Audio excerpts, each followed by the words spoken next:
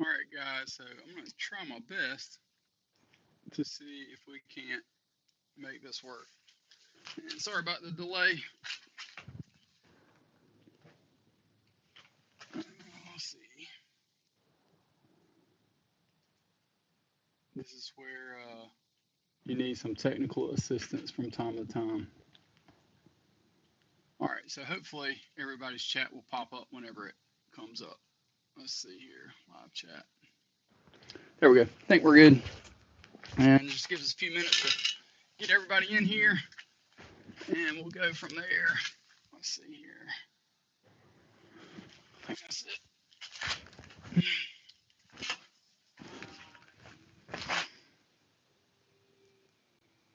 There we go. You'd think I'd sorted this out earlier, and I kind of did. I kind of didn't, but it is what it is. So I think from this distance I can barely see the chat, but that is what it is. So I appreciate y'all all being willing to join us as we celebrate 2,000 subscribers. I know it seems like just yesterday that we got to 1,000, and it actually was, I think, just under a year ago that we got to 1,000. So that was great, and we just continue to push along. And hopefully you enjoyed the video from Isons. I know that on several different aspects. Greg kind of surprised me in regards to just kind of comments, those kinds of things, and it was just good to be able to actually get in there and do an interview as well. I know that's not necessarily his thing all the time. He does not seem to want to do that, and it was great for him to be willing to jump on and just have a conversation, as well as Darlene and the other sister as well. So just very thankful for them being willing to give us the time to do that, and them being super supportive in regards to just what we do, how we promote those kinds of things, and kind of see exactly how that relationship potentially grows, hopefully. So lots of different things going on here. I'm sure, like each and every one of y'all, it's just wide open with between the weather, sickness. I know I was able to kind of jump on, just chat on Teal House Farms on Monday, and it sounded like they had the same sickness we had last week. So it just seems like there's a lot of different things going on, and between kind of juggling that and also with us just working through trying to get things ready for spring, things with work, family, it just seems like there's absolutely always something going on. So just kind of wanted to get on here and hopefully answer a couple questions that y'all might have as we kind of just talk through what we've been doing. So if you haven't seen any of our more recent videos, I'm actually put up several shorts in the last couple of days just because it was just easier to kind of throw some of those together on one end, but also just to kind of give some quick updates of some stuff that we've been working on, mainly blackberries, and we're well over 10 varieties of blackberries now, at least 6 different varieties that are in the ground. And, I'm super excited this year for us to be able to kind of just have the opportunity to be able to kind of taste test these and see which varieties we really like, which ones we maybe want to expand on, or if we want to kind of keep what we have. I know for now, in the ground, we have Primark Freedom, Primark Traveler, we have Washita, we have Ponca, we have Apache, we have Arapaho. So those are all ones that are in the ground. Let me see, I think a message popped up.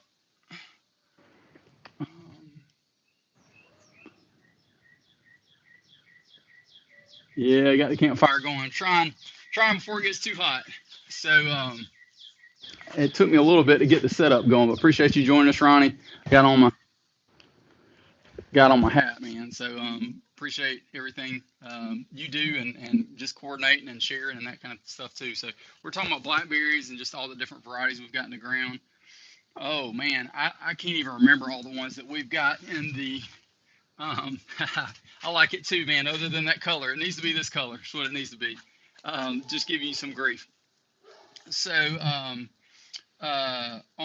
the ones that we don't have in the ground, Kiowa is the only thornless variety that we have. The only reason I have that is because of how large those berries are. They're supposed to be even bigger than a Primark Freedom, those kinds of things, or those other ones.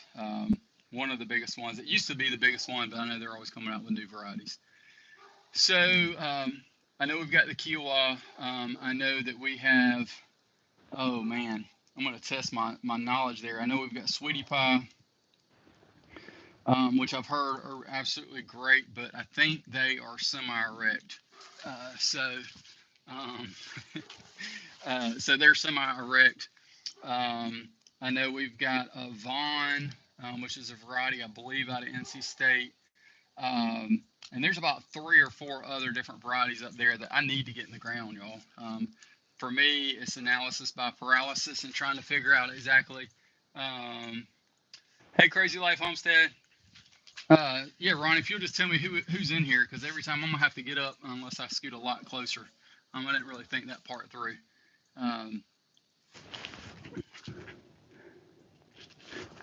So appreciate y'all being able to jump in here, talking a little bit about blackberries, the Primark Freedom that we have, the Primark Freedom that we have in the ground that we mulch. If y'all haven't seen that video, definitely go check that out. I had a lot of comments in regards to how we had that landscaping fabric down, and I'm honestly thankful. I learn something new all the time.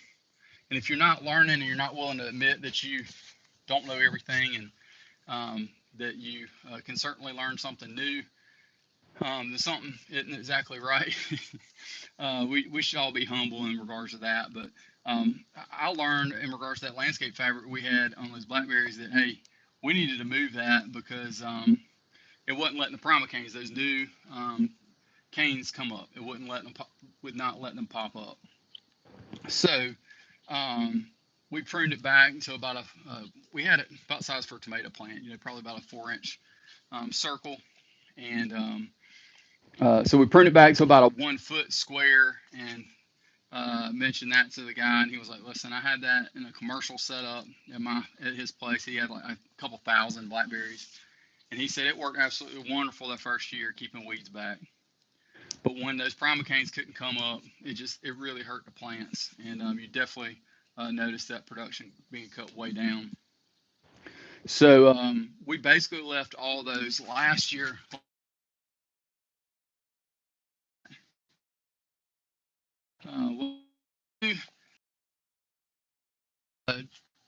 Getting a bunch of chiggers. I'm just kidding. We've done some wild picking. Everybody keeps telling me if you've got wild ones and you want to grow the thornless, to try and remove the wild ones for disease, that kind of thing. I've tried to clear them out and mow them a little bit more than I used to, but man, it is nice to have those free ones there. The only nightmare is the thorns. Thornless is definitely the way to go. It is completely transformed how we do things, just like the landscape fabric did and has in regards to our garden. This will be year 5 of us using that landscape fabric, which we'll talk about here in a little bit. But so we cut those basically cut slits to fold that fabric back to about a foot square, and then here in, I'm thinking that was it was in the winter, but I don't remember which month. I just cut it all the way down the middle, folded it back, and then mulched it. I had a gentleman from church give me, we had basically some straw bales that we had used at Christmas time for Live Nativity. Our last farm had 94 acres, tons of picking, deer and birds. Got most of them. Oh, sorry, hang on. It disappeared on me. I need somebody to moderate for me here. Where'd it go? I don't know where it went, y'all. Sorry. I saw it pop up saying that you had a bunch of different ones. Someone said thank you for sharing with us. Glad to have you here, Chief. So we put that down, and I had the straw bale, which I used, and the straw bale worked well. I did notice there were some seeds in it, and I was like, man, I said this could be either really good or really bad. And if any of y'all saw that short I put up, just an update on those Primark Freedom, they're starting to pop out. They grass is coming up. It's still young enough that I've gone by, just a little bit of air, kind of pulled it up. I think what I'm going to need to do is pull that up, and then I will need to just either flip it, pull it out, or just put pine needles on top of it. But I'm gonna have to get that straw out of there or greatly disturbed to be able to put that on top. So afternoon to you too, Chief. So that's the story of the blackberries. Arapaho, if I'm remembering right in my order, Arapaho looked great. Apache not so much. I know deer nipped both of them, but Arapaho are just putting on very, very well. And then I just planted the Ponca, and there's a video out on that as well, where my son actually came out and helped. And we got a new patch for that, so we kind of put up the fence panel to kind of keep the horses next door off. And then the Washita, I actually put 5 of those in some landscaping fabric just for this first year, and then I'm going to cut it back, just get them good and established. And I shot the video, but have not edited it yet. Just tons of stuff have been going on, y'all, but I just have not been able to kind of keep up with editing, which tends to be my nemesis. So I think that's all for blackberries. Let's talk muscadines next, I think. That's no problem, Ronnie. Hey, enjoy outside, man. It's been absolutely beautiful. I've been working on inside work stuff all week, and it's been another world having to be just pinned to a specific thing for hours on end. But it's all good. So muscadines, got everything finished pruning this past weekend. I know. So let's kind of recap. We've got on the upper yard, we've got a row of 3 Ruby Crisps. 2 of those died down to the ground last year from the 9-degree December of 22 temperatures. They came back. Deer kept nipping them. That's one good thing about blue tubes. They can't eat them to the ground. But man, they would just kind of keep them right above that level. Finally got both those up. One, I was kind of trying to be able to come up. That's right, Ronnie. Trying to kind of basically control where those cordons kind of come out and across. And I must have just tweaked it just right, or the wind or something. But the next day or so, I went out there and it had split. And on that one Ruby Crisp, and that one side just kept going. It did really, really well. Thankfully, another cordon came up just below it. It'll be fine, but it's a lot shorter. Ruby Crisp, I think, are one of my favorites at this point in regards to just varieties. They just have it's an interesting flavor in that you can eat everything, and it's got a little bit of a bite to it. The only thing that will make it better is if it was. All the seedless varieties I've tried have not been as great, or they don't produce really well. So just something to kind of think through. So 3 Ruby Crisp up there. Should definitely have a good many on the one that did not die back. This year we might have a few on the other 2, but probably not a lot. They're just the deer really, really hit those last year. And then on the upper end, we've got a late fry that's been in the ground as long as those Ruby Crisp, and they it just hadn't gone anywhere. And I need to do a little bit better job of keeping the weeds from around it.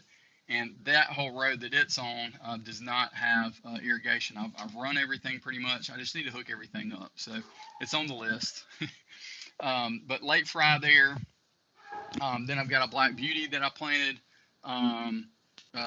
last year. And then also a Supreme that actually came from John, he's a guy on the muscadine group. He actually ordered it from Ison's, had too many, shipped it to me from Arkansas, and I planted it in the ground.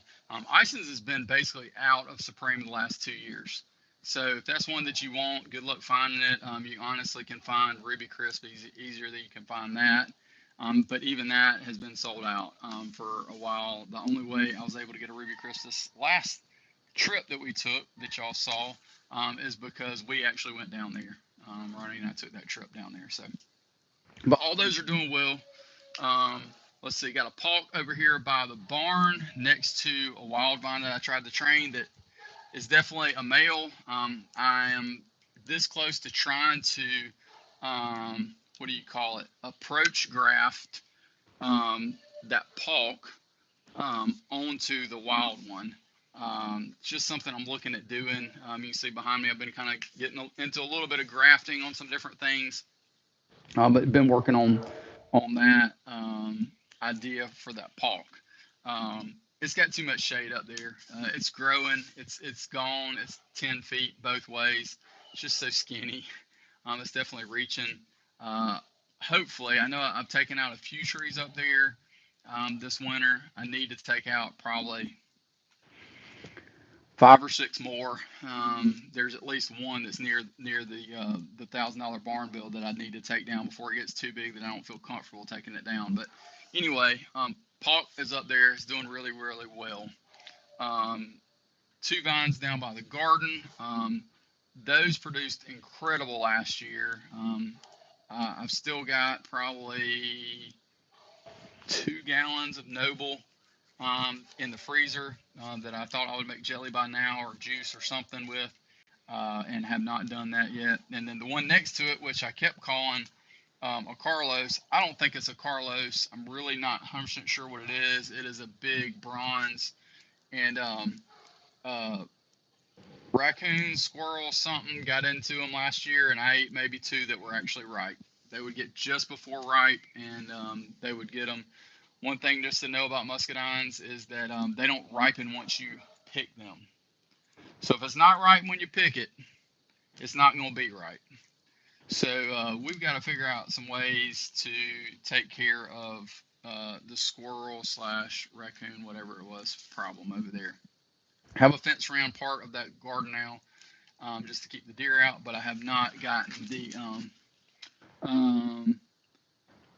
oh man, those are the 3: Ruby Crisp, Pam, and Supreme. Those are the 3 that I think everybody should have on the list if you got space. Just do know that Pam and Supreme are both female, so you're kind of hedging your bets in regards to if you're only going to get one other male. So just something to think about in regards to that in the future, Ronnie. Let's see. Hey, grafting a self-fertile variety to a section of it you can have. Yep, you can do that. I have not done grafting of muscadines yet. I've asked people. Nobody has any kind of write-up about it online. There's one guy in the muscadine group that mentioned that he's done it with some success, but timing is key, which is true with any kind of grafting, as I'm learning. But you definitely could graft one onto that. I've heard approach grafting, which is where you take basically 2 plants that are alive.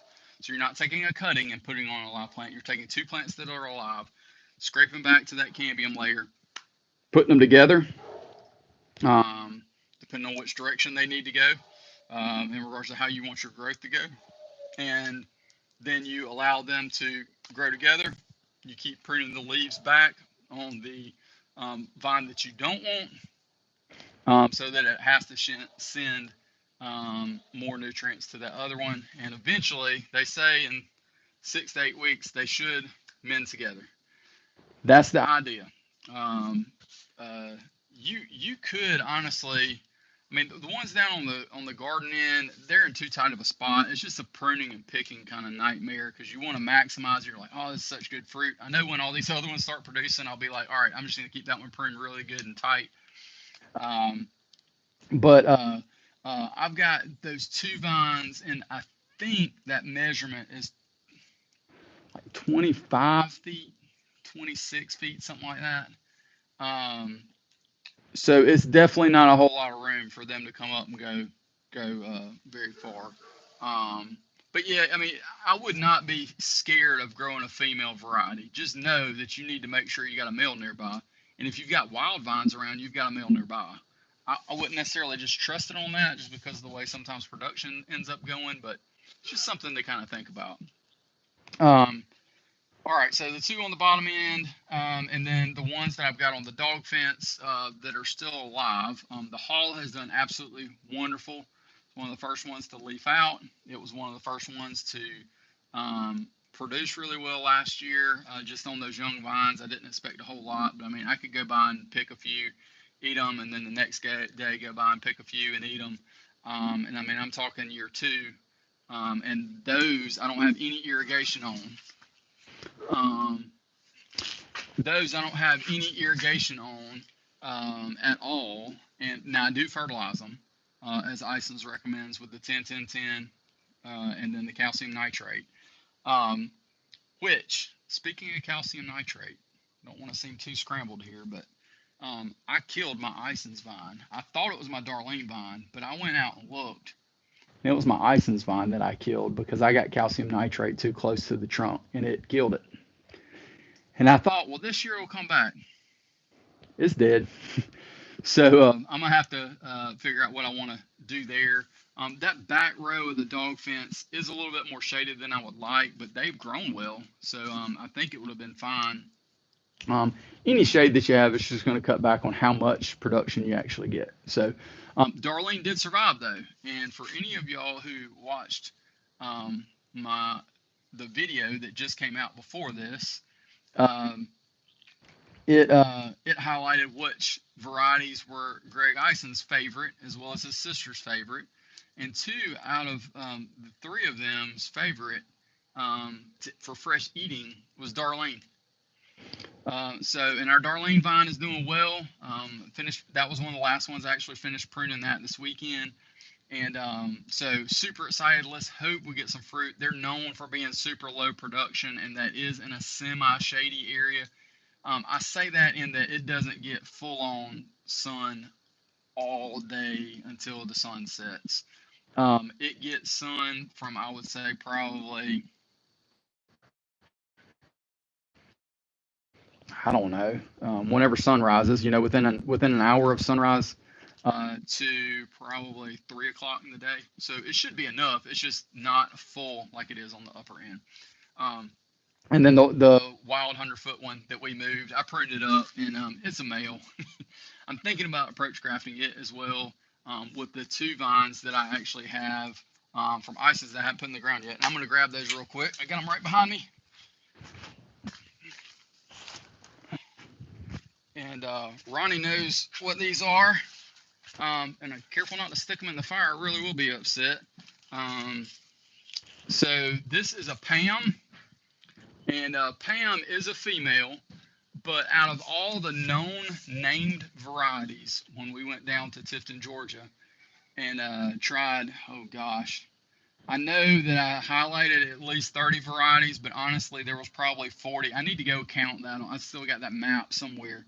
I need to go count exactly how many varieties they have. It's just absolutely crazy. And a lot of them aren't even ones you can buy. They're test.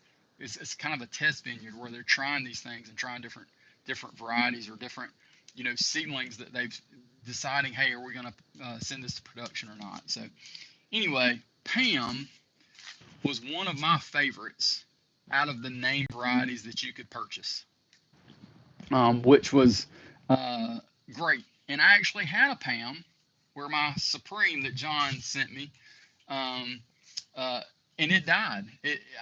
I'm not a fan of bare root. That's the one downside about having to get muscadine vines shipped is bare root. And I'm just not a fan of it. You lose about, they say 10% is well within the range. I think I've lost between 10 and 20% because I've lost my original Supreme on the dog fence, and I lost the Pam out of the about 10 vines or so that I've ordered bare root. So I much prefer a potted plant. I can plant this whenever. at least in our zone here, 8A, upstate South Carolina. I can plant this whenever, and it it just gives you more flexibility. So if you have the opportunity, I would encourage you to take the trip down to Ison's and pick you up some plants. You also might be able to have access to some varieties that they say are sold out online, which is what we did for a friend of ours, which I'll talk about that here in just a second after I talk about the second one. So the second one right here is Sweet Mix. And this is probably Ronnie's favorite color in regards to tag right here. But Sweet Mix, you heard me kind of talking with Greg about it in the previous video. It's a newer variety, and he says it's very similar to Supreme, which you really can't find anywhere. I do have a Supreme vine, but you really can't find anywhere. And it's later. So, one thing about muscadines, especially if you have a bunch of different varieties, is that, you get some super early. And then once the year goes on, you're like, man, I sure would like to have more muscadines. And for me, I just kind of like to go out in the yard and, come home from work or whatever and go out there and just pick a couple, snack on them, walk around the yard, check on stuff, feed the chickens, etc. And, but if you're able to extend your season another couple of weeks, again, it just gives you a little more flexibility. You can actually see this one is leafing out there.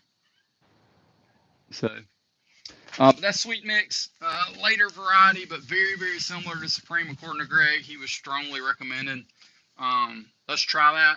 I mean, he pointed out, hey, do you have it? And I said, no, I don't.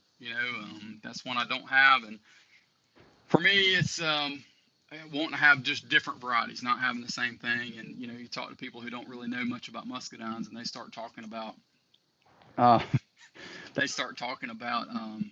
well, they want to say scuppernong or they want to say muscadine, and they don't realize that there are, at least I would say close to 100 different varieties there that are out there, and all of them are muscadines.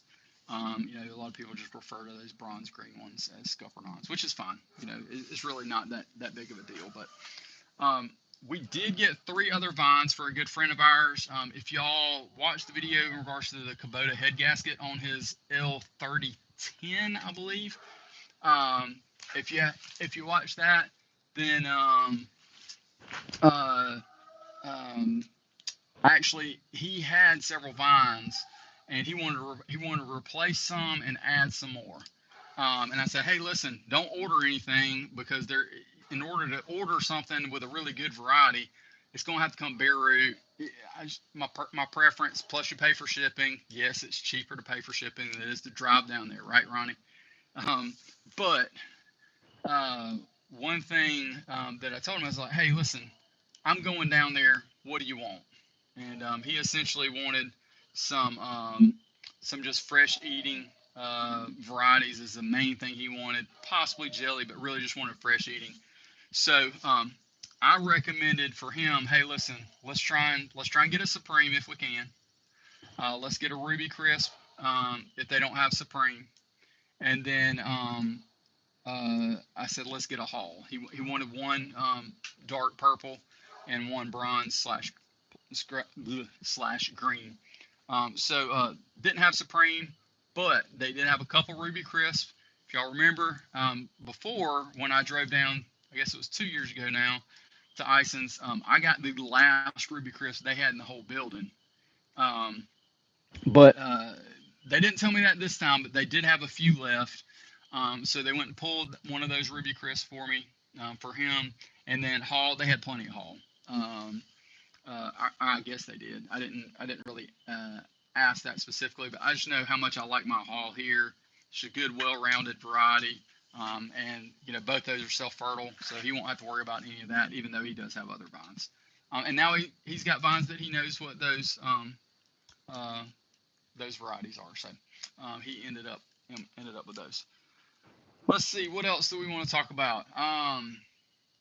Anything that y'all have questions about, please feel free to mention it. I'm just going to kind of go through the different the different varieties and things that we've been doing and working on here lately.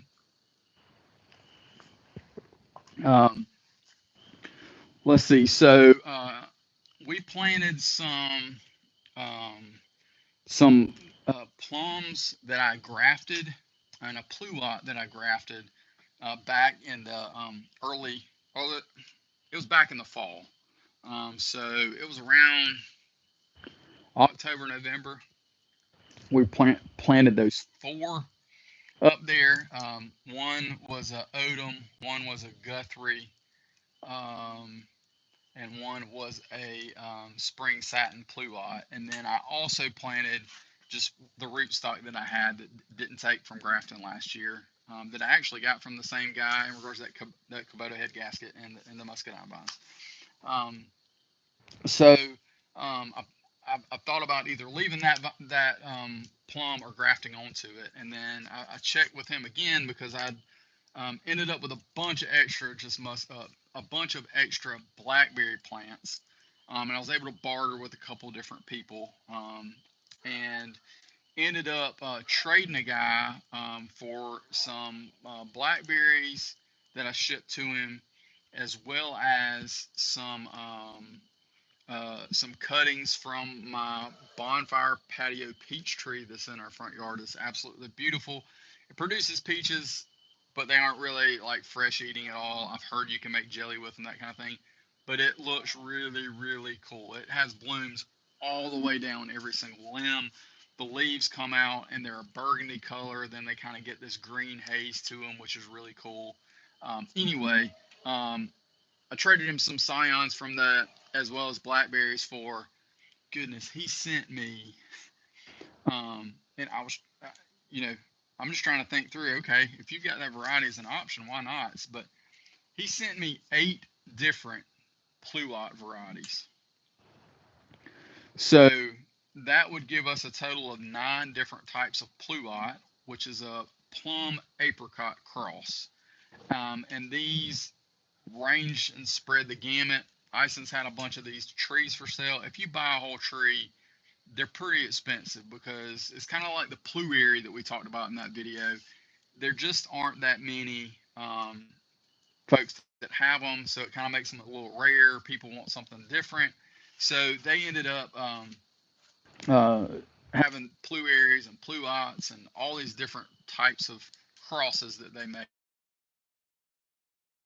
Natural crosses, just different types of, I believe, stone fruit is what all those are considered, where they make those crosses, they grow them out, and they see which ones are a good variety, and then they just start producing them. And they're grafting them as well when they produce them to sell. So that'll put us at 9 different varieties of pluot. I've done several 4-in-1 trees. You'll notice a bunch of those back there. Let's see. I'm in Tennessee and was planning on 2 or 3 in my side yard. Should I order 4 due to shipping loss? In regards to muscadines, you'll probably be all right. Um, honestly, I don't know what, in regards to your side yard, I don't know what kind of trellis system you're going to put up. But just kind of think about it from that perspective. You want anywhere from probably 15 to 20 feet per vine is the preference, to kind of have that single trunk and the single cordon going into the ends, and then you have, your fruiting spurs coming every hand width apart when you're pruning them. If you've got room for 4, I would encourage you just go ahead and get 4. If you don't, just get 3. It'll probably be okay. You want to order those soon though, because the reason I don't like bare root is mainly just because of the loss. And again, it's not that big a deal, but it's like, man, you plan it, you kind of train everything up, but you'll know if it doesn't make it. Like, you'll know pretty quickly. And honestly, some of the way that I did it, the one I lost out on the upper end, the first, what was that? Well, the Supreme and the Pam, both of them that I lost that were bare root, they came up and leafed out, and then they died. So I don't know. It might have been on me that I didn't keep them wet enough. Bare root can be kind of finicky, just making sure you get them established. They also, it could have been a freeze event. They're a little more tender. That's the thing about these. Day, I would say anywhere from probably 7B down, in regards to warmer, you probably could plant potted any time unless there was some horrific freeze event coming, where it was just going to be icy and nasty, that kind of stuff. But yeah, room for three, I would do it. Just kind of think for your spacing. If you're just going to make one run of it, just kind of measure out how much feet you have. And again, about 15 to 20 feet per plant is going to be about right. And kind of think about that sweet spot. You're really not adding that much difference on price in regards to doing that trellis if you need to do a little bit further, if you've got the space. Um, I know the cheapest, at least when I've ordered, and I think I've got it linked on a couple different places in some of my videos about trellising specifically, but you can order the wire 9 gauge. Ison's has it. Honestly, their pricing isn't bad. I don't know how much they impact shipping, but their pricing is not bad. Home Depot online, you order it and get it sent to your house. You just have to think about shipping and the cost of shipping if you're going to add something else to your order. I ordered my 9 gauge wire from Home Depot, and it was 150 feet, maybe 170 feet. I don't remember exactly how many feet it was, but um, uh, you're really not. That was like $35. So you're putting a post in anyway. You're going to get the grapples or the ratchet, as I did another one I didn't talk about because it's kind of on the down low at this point as the project that I'm working on. But you're going to order a couple of those anyway. It's really not costing you any more to run this thing 100 feet versus 40 feet. I would recommend at least a 6 to 8 inch end post, preferably round. Um, Personal preference in regards to if you use concrete or not. I personally use concrete in regards to setting them. That's up to you. I would do at least 2 feet in the ground. If you can get it 3 feet based off of what your soil's like when you dig the hole, I'd probably go 3 feet if you can do it. You just want to make sure that your post height is still going to be, at least the height of where your wire is going to be. And when you think about that, it's where you pick. So, like if you want to pick about here, that's about the height. There or just a little bit higher, that's about the height that you want your wire to be at. If you want to pick like this, that's where your wire needs to be. If you want to pick leaning over, that's where your wire needs to be. So just kind of think about it from that perspective.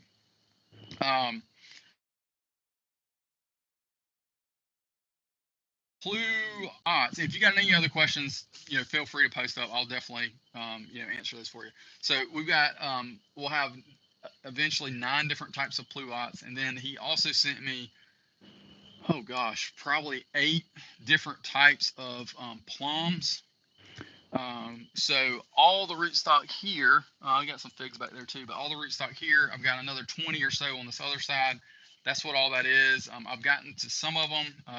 The other ones I need to get to as soon as possible because right now is the time to graft those things. We've also working on grafting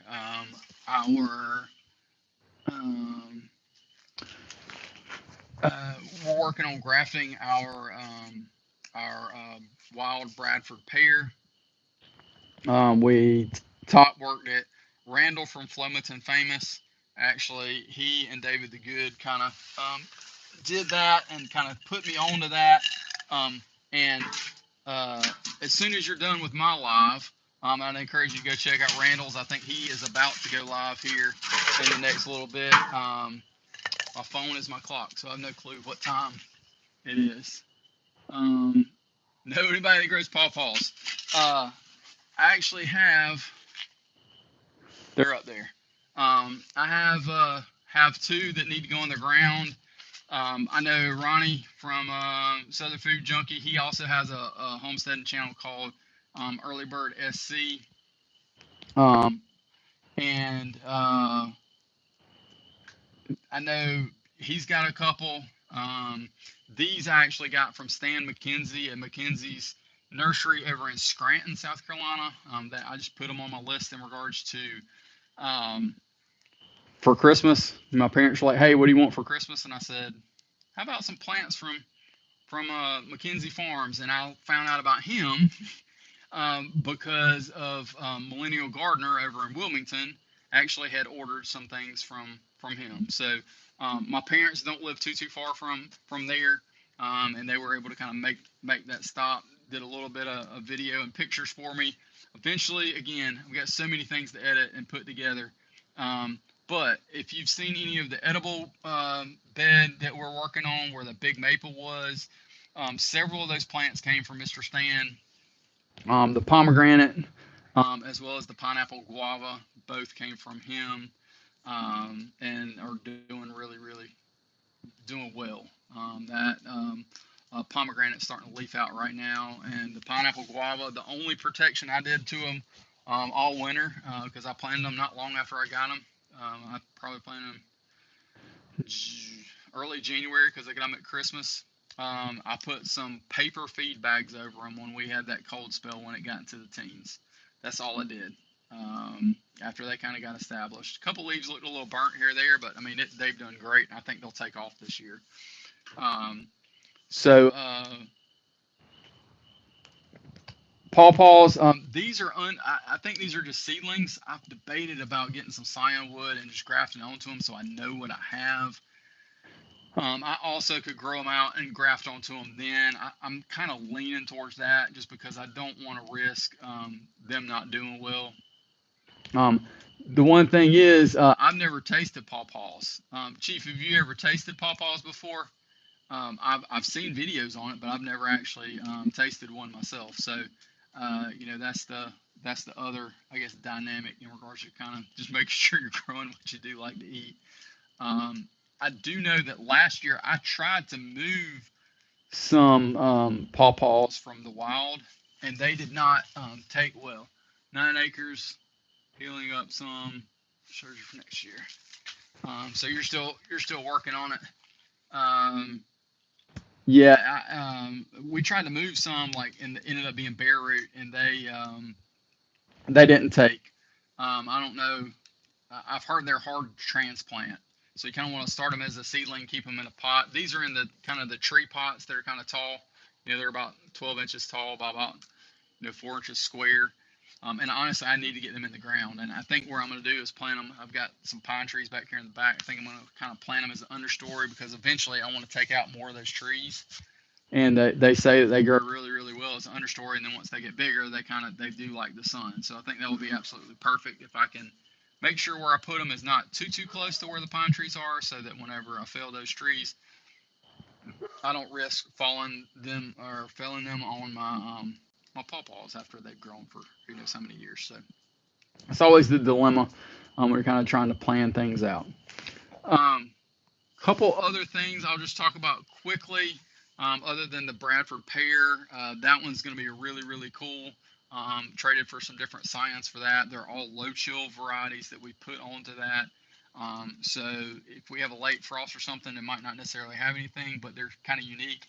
And it was a Bradford pear tree, and I can't stand the smell of it. And that was the absolute last one I had. And the size of the trunk itself was about like this, and then it had 2 separate kind of branches that came off like that. So it was actually perfect and up high, so I didn't have to worry about deer messing with them, that kind of thing. So that's coming at some point. Tons of blueberries. I've seen blueberry videos out the wazoo. I actually added, bought a blueberry bush from a guy on our way back from vacation at Christmas. He was in North Carolina, saw it on Marketplace, went by there, pulled up, and this thing was this big around. I mean, it was literally 4 foot around, suckering everywhere.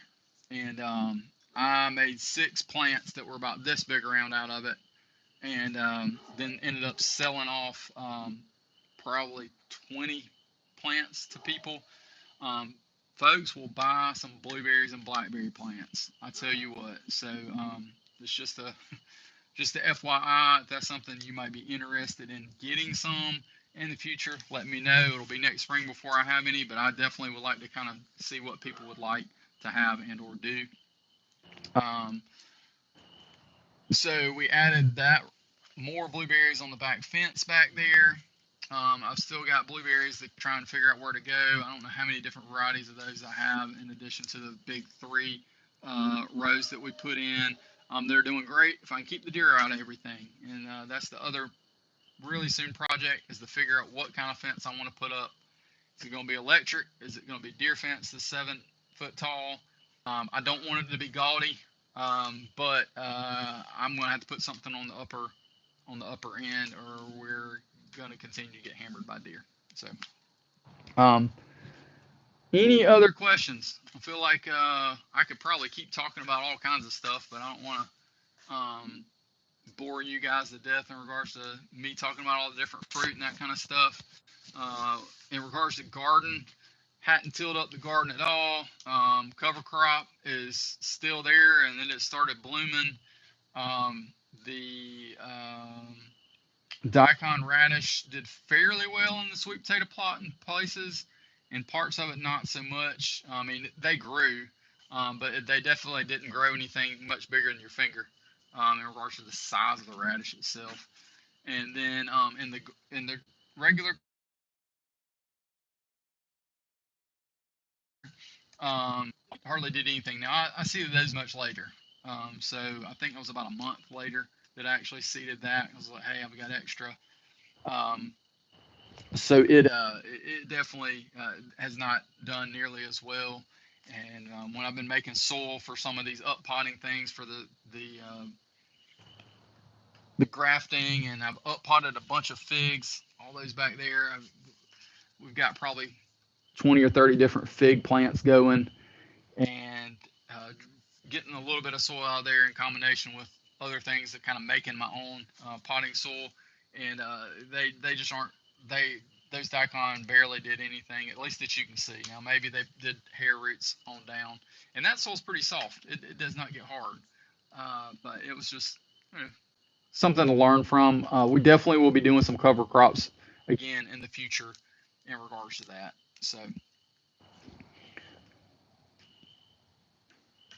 we do have a few things planted in the raised beds that my wife has gotten in, some peas and a couple other things that she's gotten in, and then also have some seeds started. So in regards to garden, it'll get there eventually. It's been a pretty warm spring, but it actually was down to 30 on Monday night, and I had to bring everything in, even some of the figs and those kinds of things that I've got. Kind of the shuffle. You're just doing the shuffle this time of year. So it looks like there's a couple more nights, maybe in about another week, that are going to be in the 30s, and after that, I think we're good. I think it's going to be go time. Get some plants in the ground, and start just knocking out projects as fast as possible. Not that we hadn't already, but it's just go time. If you don't, then it's going to be next spring, and I think that's just the cycle that we live in. I want to say thank you to each and every one of y'all in regards to our 2,000 subscribers. Thank y'all so much. I greatly appreciate it. It really does. It's not about me at all, but it's humbling to know that many people actually want to watch me talking about some farmer garden stuff, and people coming and asking me questions that it's a hobby, but it's always neat to be able to learn new things. Again, always have an opportunity to learn new things as well, and that way you can always kind of grow your knowledge. But at the same time, make sure that you're being humble about it, and trying to work through that. I know sometimes that's easier said than done, depending on what the subject matter might be. Any other questions, guys, before we kind of wrap up here? I think it's getting about time, and I think Randall might be getting going. So once very smooth and sweet. I'm not sure what you're referring to. I might have missed the last message. For some reason, every time I try and look at messages, it won't show them to me. I don't know what in the world it is doing. Oh, there it went. Now I can see. All right. Now, apparently I hit the wrong button earlier. But definitely appreciate y'all. If y'all do go check out Randall at Flemington Famous, I think he's doing a live now talking about an event that he's going to be at. And definitely tell him that we sent you over that way. He does a bunch of similar stuff to us, different in some ways, but very similar in other ways. In regards to the figs, he's really starting to do grafting. He started his own nursery. He recently built a barn, and he also has, I think, in the process of putting up a hoop house. If he has not already, I need to catch up. I know there's a couple. I'm a couple videos behind. Just one other thing before we go. If you guys like basketball, I know I like basketball. I don't watch nearly as much as I used to when I was younger. But I appreciate y'all taking the time to be able to come watch this bearded guy talk about gardening and farming and just fruit production, that kind of thing, instead of watching some basketball. Some of you might have the basketball on this side and me on the other side. That's totally fine as well.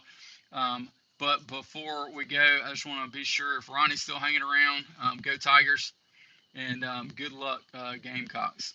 Y'all have a wonderful and blessed one. Thanks so much for watching. Don't forget to share and subscribe and like the video. And when you subscribe, does anybody remember who you're supposed to ring the bell like? That's right, Mike Tyson in the 1980s. And maybe Mike Tyson in the next year. We will see. Y'all have a good one. Thanks so much.